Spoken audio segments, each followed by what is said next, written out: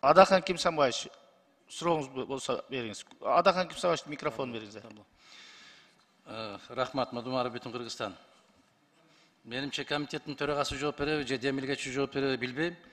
Ошол мыйзамдын концепциясында айтып атасыздар, бир жарыкат чыгаруу же жеңилдетүү деген. Бул коррупциялык схемага жол ачып аткан жоксуздарбы сиздер? Же коррупциялык схеманы легалдаштырып аткан жоксуздарбы? Соңку бир канча жылдын ичинде чөнтөктөрүн толтуруп алган кишилерге бир жол ачып аткан жоксуздарбы? Кандай дейсиздер? Мен сиздерге азыр окуп берем ал беренелерди. Кимиңиздер жооп бересиздер? Адахан Кимзанович, саламатсыздарбы? Амангелдиев, министр экономика жана коммерция министри. Адахан Кимзанович, негизи бул дүйнөлүк практика.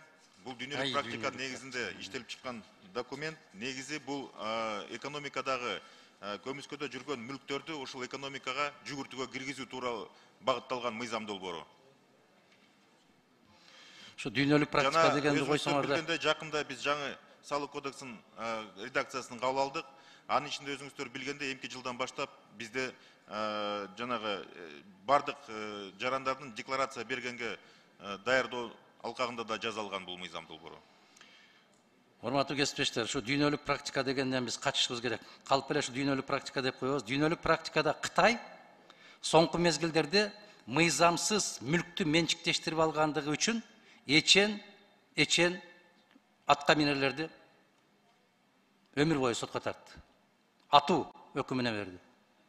60 триллион юань кайтарып алды. Дүйнөлүк практика ушундай. А бизде уурдаган каткан дегениңди ар 2 жылда мунапыс берип турабыз. Мындай дейт да, мыйзамга өзгөртүү түзөтүүлөр эмне үчүн киргизет дейт. Себеп жаңы мыйзам боюнча сот жообунан качуу үчүн дейт. Муну сиздер сунуштап аткан нерселердин бүтүндөй бүт бардыгы ошол мыйзамсыз, чет өлкөдөгү активтерден бери киргизип атасыздар. Мыйзамсыз элдин эсебинен байыгандарга силер мунапыс жарыялаган калып баратасыздар. А бул эртеби кечпи жоопкерчиликке тартылуу керек. 10 жыл өтө, 15 жыл өтө элдин, мамлекеттин казынасына кол салып байыгандар бүтүндөй жоопкерчиликке тартылышы керек. Муну мыйзамга киргизүү өзгөртүүлөр менен силер аларды толук түрдө боштондукка чыгарып берип атасыздар. Бул жакшы эмес көрүнүш.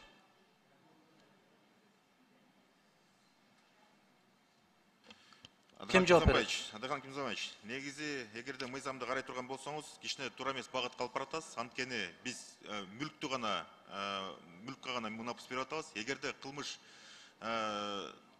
тактала турган болсо, ал кылмыш үстүндө жооп берет. Бир гана мүлк тууралуу эле мунапыс берилип атат биякта. Кылмыш жазаган кылмышына эч кандай мунапыс берилген жок биякта. Сиз кечиресиз. Декларацияны көрсөтөт. Декларацияны көрсөткөндө анын байлыктары көрсөтүлөт. Байлыктар кайдан пайда болду деген суроо туулат. Алган айлык 60 миң болот дагы, ээлеген байлык 60 миллион доллар болот. Сиздер ушундай суроо туулат анан. Декларация ошон үчүн жаралат. Кимде эмне мүлк бар, кайдан пайда болду деген анализ үчүн берилет декларация. Бул жөнөкөй карапайым 7 миллион калкка бул мыйзамдын түк тиешеси жок. Бул 700дей чиновникке, 70дей атка минерге тиешелүү мыйзам бул. Баягы жер салыгынан бошотуп койдук дыйкандарды дегендей, түк зыяны жок жер салыгынан дыйкандар. Бир тооктун баасынча эмес. Жүздөп, миңдеп гектар алып алган жер ээлерине мунапыс бердиңер силер. 3 жылга бошоттуңар жер салыгынан. Ошол сыяктуу эле мыйзам мунун идеологиясы ошондо турат.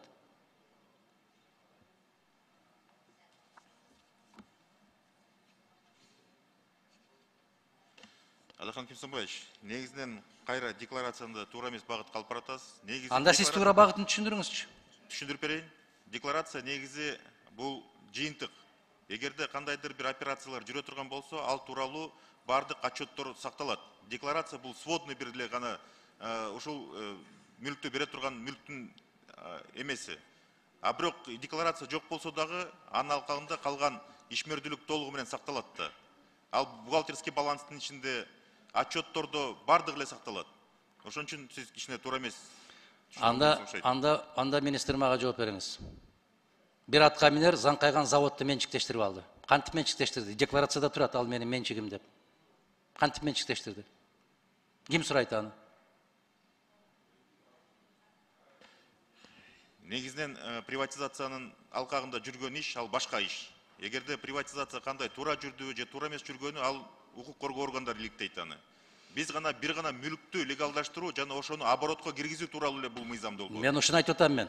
Соңку жылдардагы мыйзамсыз мүлктү рейдерлик жол менен басып алгандарга силер жол ачып атасыңар.